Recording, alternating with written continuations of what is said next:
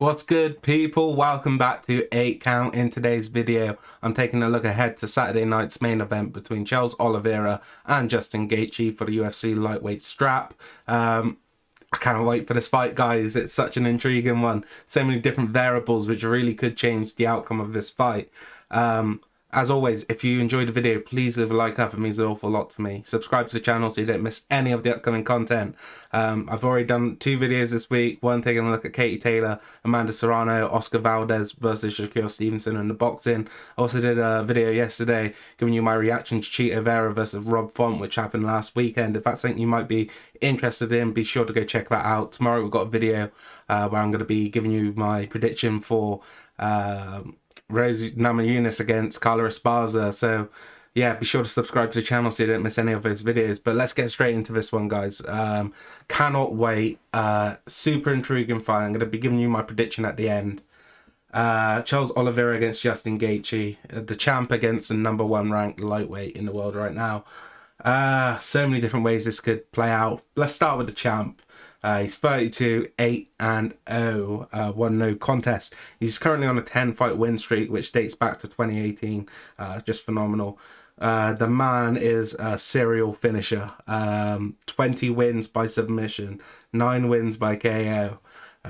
Justin's going to have to be very wary, and he's going to have to be really good with his defense in this fight. The fight's going to start on the feet, like every fight. And I think this is part of where the fight's going to take. The large majority of the fight is going to take place on the feet, just because of the wrestling offense of Oliveira and the wrestling defense of Justin Gaichi. I think the keys for Charles Oliveira in this fight, he has to be the one on the front foot. I think, like I said before, his best chance of winning this fight is probably by submission, and I don't see him being able to get a submission or a takedown whilst fighting on the back foot in this fight. I think he has to be the one pushing Gaichi back, and he's got to earn his respect early on. I think the jab is going to be a really key weapon for Oliveira.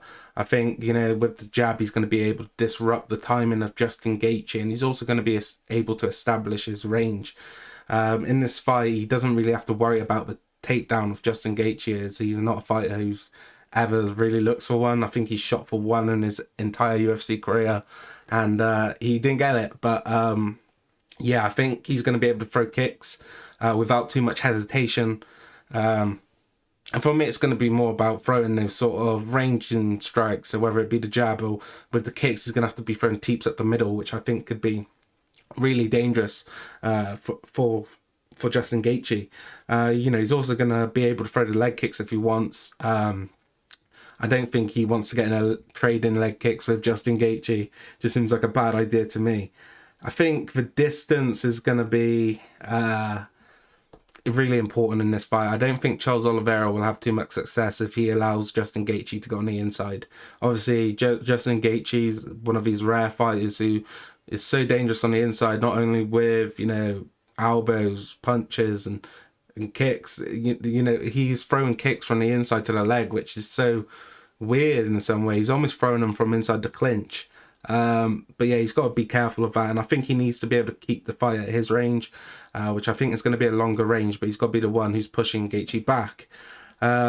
He's got to stop the leg kicks of Justin Gaichi early. I think there's 2 different ways he might be able to do it. That's being all the way out, not being there for Justin Gaichi to throw him on him. Or when Justin Gaichi is throwing the leg kicks, you've got to crush him with a straight right hand and, try and put Gaichi off throwing them. Obviously, we've seen Gaichi have success with the leg kicks against so many different fighters now. Insane. He was even having a lot of success against Khabib.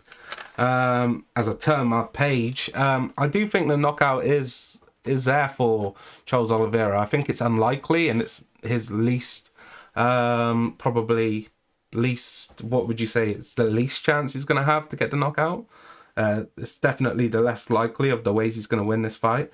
But I think it is there. I think he could maybe catch Gaichi, similar to how Poirier did. Poirier and Gaichi was in a fucking brawl, a war as well.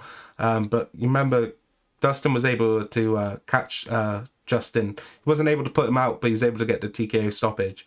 I do think that is a possibility. But in general, I think the striking of Oliveira is just going to have to be there to set up some sort of grappling exchange. When you look at the takedown averages between these two, Oliveira is successful by 41% on his takedowns, whereas Gaichi has a 74% takedown defense average. So this to me just tells me that I think Oliveira is going to really struggle to get takedowns out in the open. So I think his best chance of getting the grappling offense going is by pushing Gaichi up against the fence. Whether that's going to be chain wrestling or maybe just looking to get onto the back, I'm not too sure. I think the offense from him against the fence is going to be really strong as well. I think you look at Oliveira, whose Muay Thai has been really impressive, especially since the streak he's been on. I think he's going to have chances to really maybe establish some damage in there as well. Maybe if it's going to be elbows or knees up the middle. I don't think the wrestling game is probably going to be the best way to get onto Gaethje. I think he's probably going to have to threaten with submission attempts in the clinch. Maybe he can get onto the back of Gaethje. I do think Gaethje's going to be very well tuned up to this, so I don't think he's going to be too easy to get the back on. But we'll have to wait and see. It's an interesting one. I think if he's going to get the back, it's probably fight over. I think Khabib really showed the deficiencies potentially in Justin Gaethje's grappling game. And it's going to be hard to see, if he could fight off Oliveira's submission attempts. I'm not too sure. Right, let's just get straight into Gaethje, man. I find it really hard. Gaethje is a slight favourite, Oliveira is a slight favourite in this fight, and Gaethje's the underdog. And I think that's probably fair. I think you're looking at recent success. Oliveira coming off the win against Dustin Poirier in such an impressive win as well, despite being hurt multiple times in that fight. Gaethje, though, 24 wins, 3 losses. He's named the highlight for a reason. This guy goes for it. You're looking at the volume between the two fighters. The significant strikes landed for Justin Gaethje is 7.5, which is extremely high. His strikes absorbed per minute as well is 7.81, which is extremely high. And he's also taking more than he's given. And on the other hand, you have Oliveira, who is, landing around 3.4, which isn't, too far off the average, and he's absorbing 3.13. So you can see it's a lot of a lower pace and more of a typical fight pace, which you'd see in the UFC and in MMA, compared to Justin Gaethje's, which is just super high.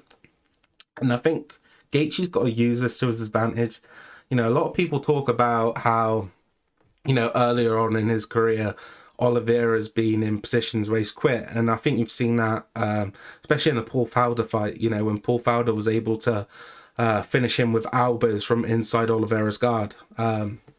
I think that was a really big sign of it. You've also seen him getting submitted against the likes of Anthony Pettis when he moved down to 145. I think that was a bit of an interesting one as well. But I think recently he has shown signs of not being that fighter, and he's evolved. And I think Gaichi said in a recent interview that I've said stuff, but I do respect him. You can see now that he's a man and he's a different fighter, and he hasn't really got back quitting him. But I do think there is still a possibility for Gaichi to have success and maybe get him out of there with a TKO, just because of the pace he can put on him. I think he can break him with the pace. And Gaethje's output is as high as it comes. So let's talk about his striking. I think the leg kicks are going to be really important for Gaethje. I think he might be able to take away the jab of Oliveira, which is a really important weapon to him. And I think he could take that away with the leg kicks. And potentially even get Oliveira to switch stance. I think Oliveira, he can switch stance and he's very effective doing it, especially on the offense. But I think defensively, you probably, like you would see of most fighters, he is definitely more comfortable in orthodox compared to southpaw. Yeah, I think he needs to. I think you've seen in a couple of Gaethje fights that he does load up quite a bit and he looks for the knockout. And you know, you see Trevor Whitman have a go at him in the corner sometimes for it. And I think he doesn't need to look for the knockout blow. I think he just needs to have the high volume and output. And I think that's going to give him a lot of success. I think he might find a knockout blow, but I don't think he needs to go searching for it. I think Gaethje's a lot better as well when he doesn't load up, and you know, he's less. What's the word? I forgot the word now, but he's less. He's harder to read, I guess you could say. Yeah, and for me, the biggest challenge for Gaethje in this fight is going to be not to back up against the cage.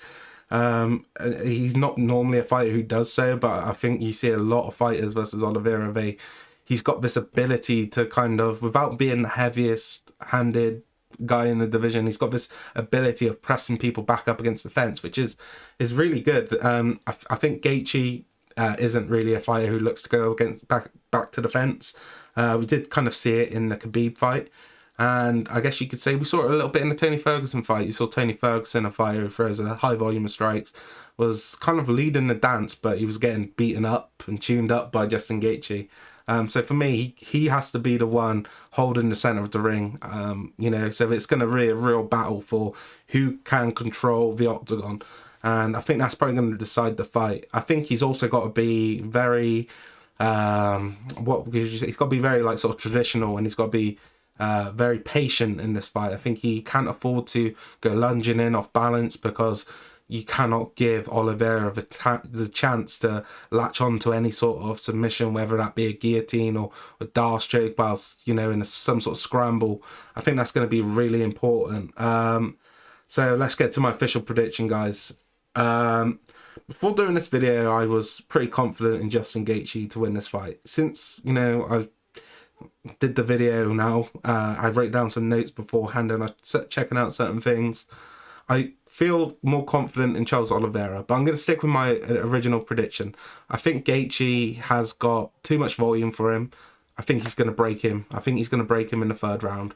I think it could be earlier as well. I just think the output of Gaichi, I think his takedown defense is too good. The only place Charles could probably get to that sort of submission is whether Gaichi makes a mistake or Charles can get him up against the fence and somehow find a way to take the back.